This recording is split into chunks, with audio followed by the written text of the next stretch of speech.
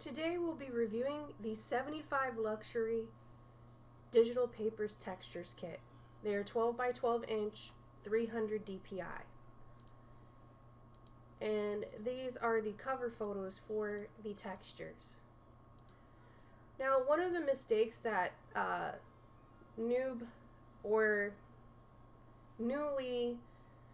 people who are working newly with graphic design files, they often do not understand the compression of their own computer.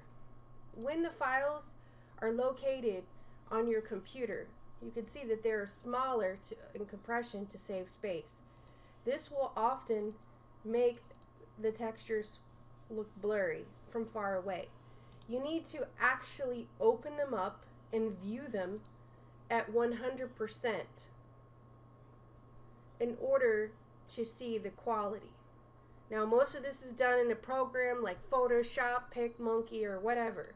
If you're not opening up these files in an actual program and zooming in to see the quality, then, at your computer, they're going to look low resolution because that's how the computer saves space.